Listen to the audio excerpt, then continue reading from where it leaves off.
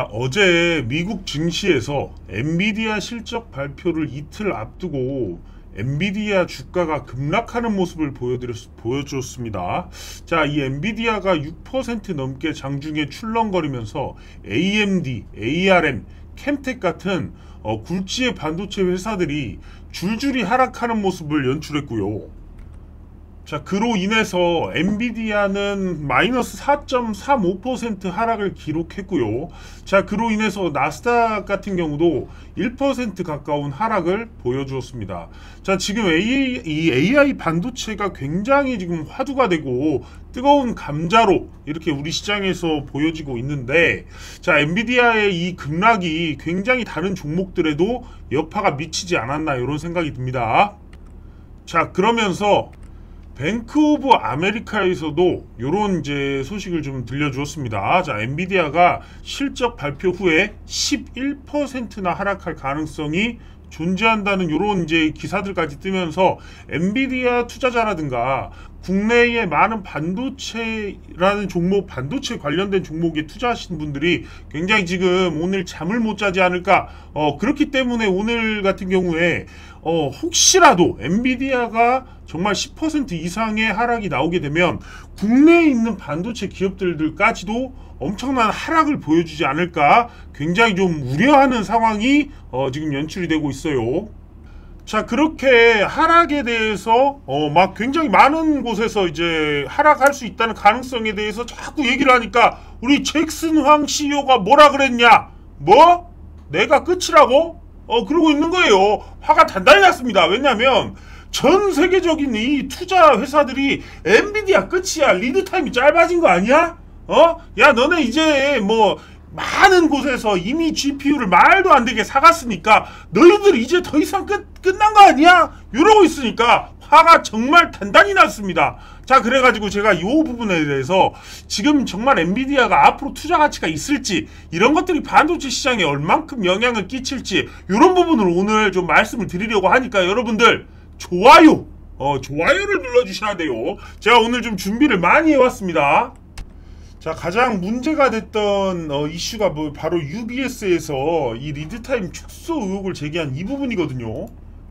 실제로 이 H100이라는 이 GPU의 리드타임이 거의 뭐 8개월에서 12개월, 거의 1년 가까이 됐던 게 3, 4개월까지 줄어들었다는 것입니다. 자, 그런데 이거를 가만히 한번 살펴보면 리드타임이 줄어들 수 있다는 것에는 다양한 요인이 있을 수가 있어요. 예를 들어서 TSMC 같은 경우에 공급이 원활하지 않다가 정말 용수가 부족해가지고 반도체를 많이 못 만들었다고도 합니다. 그 정도로 TSMC가 원활한 물량을 만들어내지 못하기 때문에 이 리드타임에 대한 문제가 생길 수도 있었던 거고요. 자, 그러니까 이제 TSMC가 과거에는 많이 못 만들었는데 이제 엔비디아 거 막 만들어줄 수 있어. 그러다 보면 리드타임이 축소될 수 있는 부분이 있어요. 그러니까 TSMC도 지금 뭐 55만 회 정도를 딱 생산한다고 하는데 이 부분에 대해서도 조금 더 생산을 더 할 수 있을 수도 있고, 그런 공급적인 측면에서 어떻게 보면 반박에 대한 부분이 어느 정도 나왔죠. 그런데 제가 실제로 이 좀 SK 하이닉스의 행보와 이 엔비디아의 행보를 보면 이 데칼코마니처럼 그림이 나온다는 겁니다. 실제로 이 리드타임 축소가 공급적인 부분에 문제가 있었을까? 라고 하기보다는 실제로 지금 H100이 아니라 H200으로 넘어가는 그런 단계에서 발생하는 리드타임의 축소 현상이라고 볼 수 있다는 거예요. 자, 실제로 이 축소가 된다는 부분에 따라서 잭슨 황이 또 한 번 화가 났어요. 그게 뭐 어때? 아까도 한번 화가 났었죠. 언제였죠? 내가 끝이라고? 하면서 이 잭슨 황 CEO가 화가 단단히 났어요. 리드타임 축소, 그게 뭐 어때? 화가 굉장히 많이 났다니까? 그래서 참 오묘한 게 이 부분이에요. 엔비디아의 리드타임 축소 의혹을 제기하면서 부정적인 언급을 하는 것처럼 보이더니 결국은 목표 주가를 올려버려요. 어디까지? 1200달러까지. 자, 1200달러까지 올리는 이런 지금 루프 캐피탈 여기에서 UBS 너네들은 리드타임 축소가 악재로 봤어? 야, 드디어 시작이구나. 뭐가? H200이라는 게 드디어 등장하는 거구나 라는 부분에서 저는 이런 목표 주가가 나왔다고 생각을 합니다. 자, 그런데 중요한 건 제가 여기에서 굉장히 많은 생각을 했어요. 실제로 정말 저 H100이든 H200이든 그래픽 카드의 수요가 줄어들까? AI 시작이라고는 했지만 너무나 그동안 많이 사갔다는 거예요. 마이크로소프트나 메타나 애플이나 뭐 구글이나 엄청난 GPU를 사실은 그동안 사갔단 말이에요. 그래서 정말 단기간에 충분히 이거 돼서 조금 줄어들 수 있을까? 그런데 여러분들, 그건 아니라고도 여러분들 생각하잖아. 앞으로 커질 시장이 얼마나 큰데, 특히나 최근에 소라라는 마이크로소프트에서 요 동영상을 만드는 이제 컨텐츠를 공개를 했어요, 서비스를. 그러다 보니까, 야, 이런 그래픽이 나왔어? 라는 부분 때문에 다양한 업체들이, 야, 이거 따라가려면 이거 그래픽카드 엄청나게 사야 되겠구나. 이런 정도까지 지금 생각이 돌아가고 있는 수준이란 말입니다. 자, 그래서 여기도 보시면 이 엔비디아의 H200이 출시되는 것에 맞게 실제로 정말 이제 H200으로 넘어가면서 일시적인 축소가 있진 않을까? 이런 부분에 대한 얘기가 또 많이 언급이 됐어요. 자, 이런 언급이 되면서 저는 약간은 좀 의아하긴 했지만 결국은 그림을 한국 시장에서 맞춰줬다는 거예요. 뭐냐? 바로 SK 하이닉스가 이게 단독 기사로 나왔거든요. 어제 나온 기사예요. 3월 세계 최초로 HBM3E를 양산한다는 요 소식이 딱 떴어요. 그러면서 지금 보시면 엔비디아 이 H100에 HBM3가 들어가요. 이 H200에도 이 H200엔 3E가 들어갑니다. 자, 그리고 이게 B100으로 넘어가면 B100에도 이 3E가 들어가요. 그런데 지금 보시면 H100부터 해가지고 이 지금 3부터 3, 지금 3, 이 세 개, 이 지금 H100이나 H200이나 P100이나 다 결국은 SK 하이닉스가 HBM을 독점 공급하고 있습니다.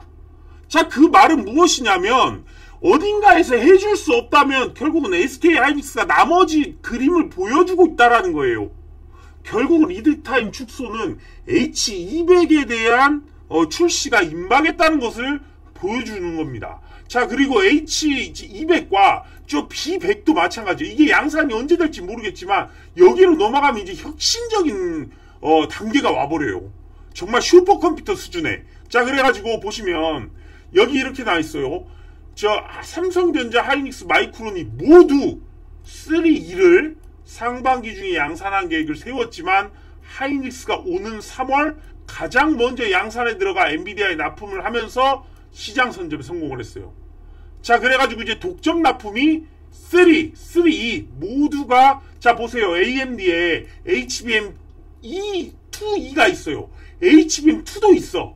근데 이런 것들은 안 돼. 이게 뭐 SK 하이닉스가 독점 공급하진 않아요, 엔비디아에는. 그러나 지금 엔비디아는 이 H100, H200, P100까지 SK 하이닉스 독점 공급을 받고 있습니다. 자, 그렇다는 것은 결국은 이 P100이든, 자, 그래요. HBM3E가 P100에 들어간다는 기사를 많이 보셨을 거야. 근데 H200에도 당연히 들어가요. 근데 이런 거 소식에 잘 안 나오더라고. 그러니까 H100에만 HBM3가 들어가는데 3E는 어떻게 아직 양산을 해본 적이 없어. SK 하이닉스가. 그런데 이번 3월부터 SK 하이닉스가 HBM3E를 양산한다는 소식이 나오면서 엔비디아 H200의 출시가 정말 다가왔다. 그러니까 리드타임 축소될 수가 있다는 거예요. 이것은 앞으로의 시장과는 사실은 별로 큰 문제가 안 된다는 거죠. 자, 여러분들이 한번 생각을 해보세요. 저 애플이 옛날에 아이폰 5 내고 6 낼 때 어떻게 돼요? 아이폰 5를 받기 위해서 예를 들어서 막 1년씩 옛날에 사전 예약 엄청 많이 했어요. 이런 걸 우리가 리드타임이라고 합니다. 이거를 이 애플 5 폰을 받기 위해서, 아이폰 5를 받기 위해서 신청을 해, 사전 예약을. 그럼 이게 출고돼서 받기까지 걸리는 시간을 리드타임이라고 그래요. 근데 이거가 애플 5에서 6로 넘어올 때 리드타임이 축소되는 현상이 생겨요. 이것과 똑같다는 거죠. 실제로 신제품 출시가 임박을 했기 때문에 굳이 1년씩 기다리기보다는 자, 다음 걸 사면 돼버리는데, 그러니까 결국은 주가에 이 리드타임이 영향을 미친다는 거는 단기적으로 흔들릴 수 있고 사람들한테 오해를 일으켜가지고 매도를 나오게 하는 요소로는 볼 수 있지만 중장기적으로는 어떻게 보면 더욱더 주가가 올라갈 수 있는 모멘텀을 앞두고 있다. 이렇게 볼 수도 있는 거예요. 그러니까 실제적으로 반도체 시장에 단기적으로 차익 실현 물량도 있을 수 있고 오늘 이제 아침에 되면 실적이 나와 있겠죠. 그럼 그 실적에 따라서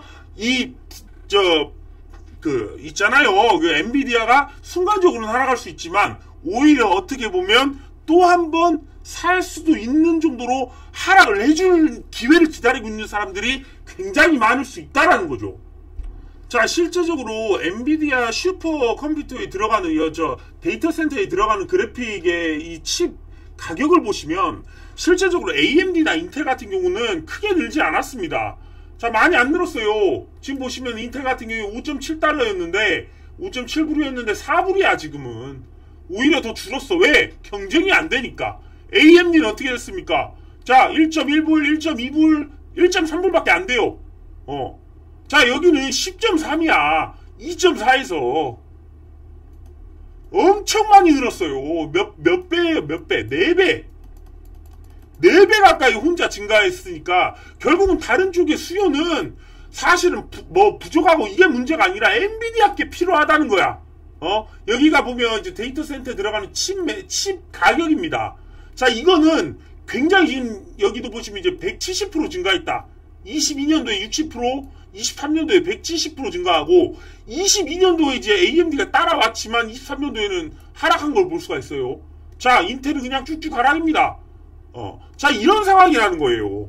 그만큼 엔비디아가 적수가 없고 정말 엔비디아의 칩이 계속적인 수요가 필요하고 아무리 가격이 올라도 찾는 상황이라는 말이죠.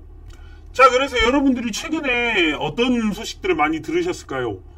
샘 올트만 오픈 AI CEO죠. 그분이 이제 우리나라에도 와가지고 삼성전자도 만나고 하이닉스도 만나고, 자, 오늘은 어떤 기사가 뜨였죠? 메타의 CEO 마크 주커버그가 삼성전자 하이닉스 만나러 가야겠다 이러고 있습니다.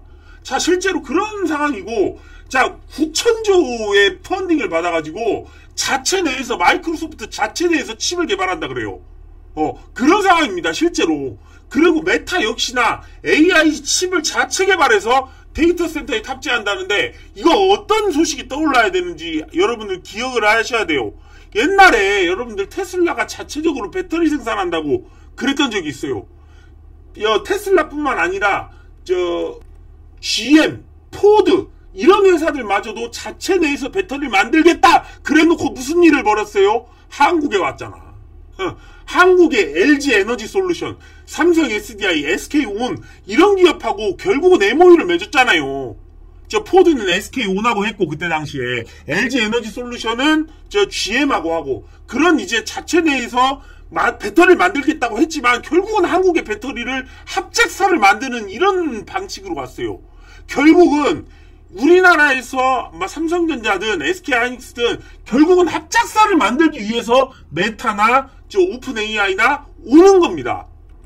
자, 그런데 한번 생각을 해보세요. 그때 GM이랑 포드랑 이런 데에서 자체 내에서 배터리를 만들겠다고 말은 했지만 지금도 지금 이제야 그런 공장들이 돌아가는 수준이에요.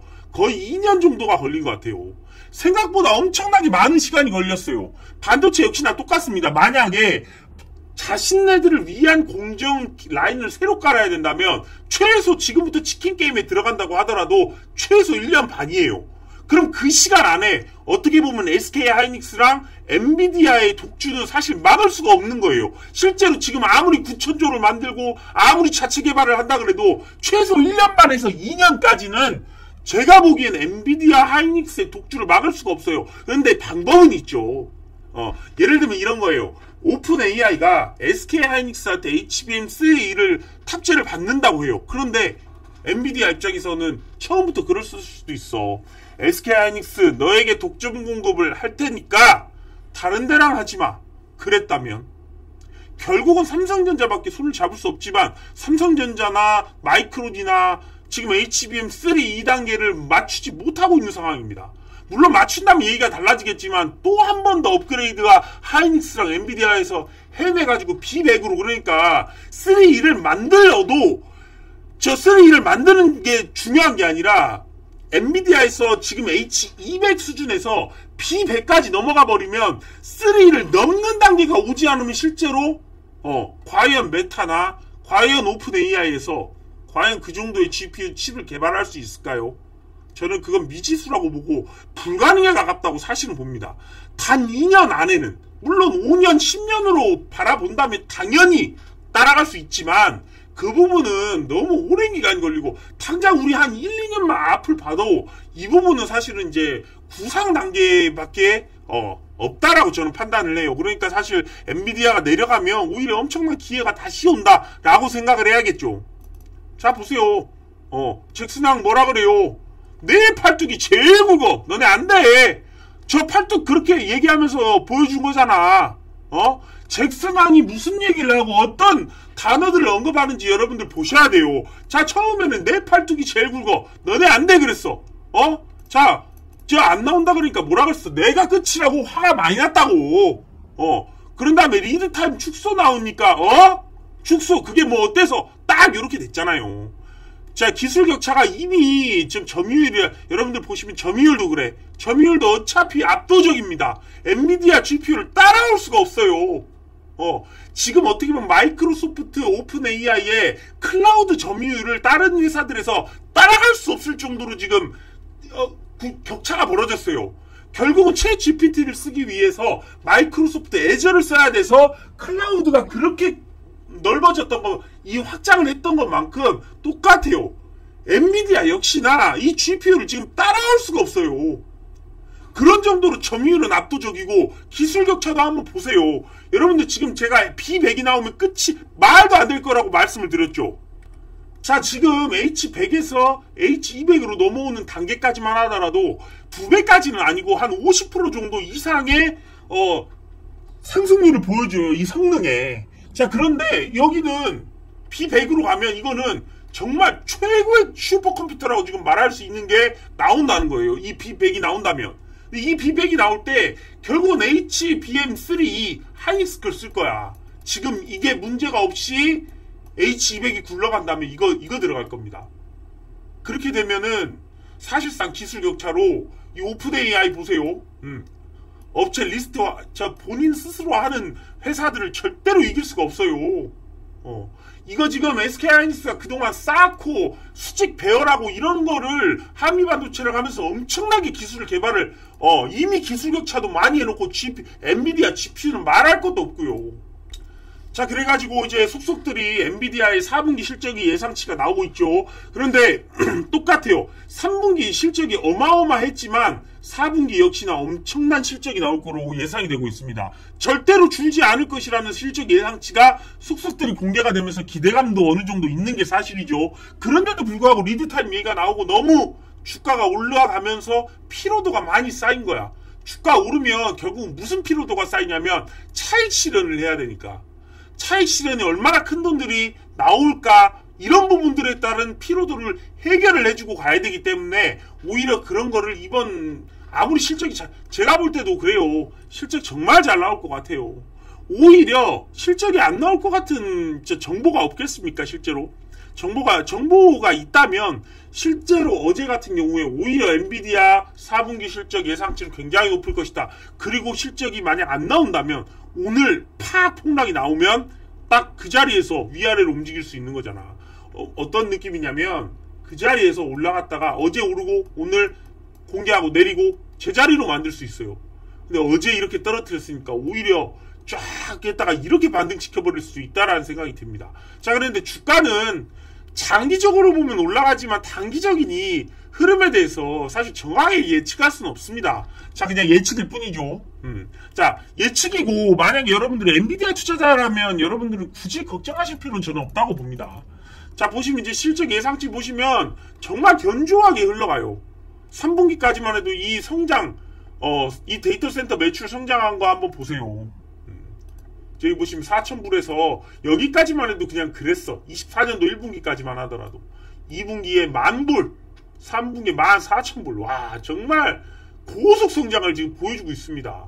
자, 이걸 뛰어넘는다면 주가를 한 번 더 정말 말도 안 되는, 그리고 실제로 지금 2월이고 아직까지는 여기도 한번 제가 이제 FOMC 데이터를 좀 가져왔어요. 실제로 24년도 지금 3월 FOMC에서는 지금 이제 금리 인하를 할 확률이 10% 정도밖에 안 돼요. 그러니까 아직은 아니다. 자, 그런데 6월이 넘어가는 수준이 오면은 결국은 이제 금리 인하가 거의 뭐 80% 가까운 수치로 나올 거라고 지금 다 예상을 하고 있고, 그게 넘어가서 7월이 되면 100%, 90%예요.